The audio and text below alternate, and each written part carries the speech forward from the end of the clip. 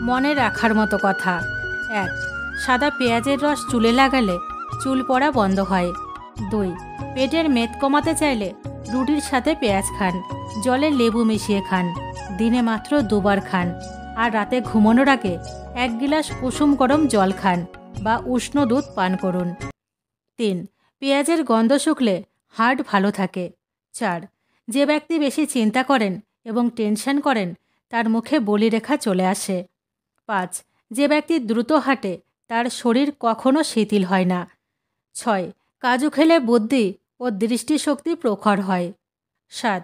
খাবার খাওয়ার পর শরীরে রক্তের প্রবাহ কমে যায়, যার কারণে ঘুম ঘুম ভাব শুরু হয়। ৮. খুব গরম জল দিয়ে মুখ ধোবেন না, দ্রুত ত্বক বুড়ো দেখাতে শুরু করবে। ৯. নাভিতে বাদাম তেল লাগালে পেট ধীরে ধীরে কমতে শুরু করে। ১০. চুলে সূর্যমুখী তেল মালিশ করুন, চুল নরম ও সিল্কি হবে। প্রতিদিন সকালে বাসি মুখে স্নান করুন, সকালে খালি পেটে স্নান করলে আপনি সুস্থ থাকবেন। ১২. যারা খাবার খেয়ে স্নান করে তারা তাড়াতাড়ি বুড়ো হয়ে যায়। ১৩.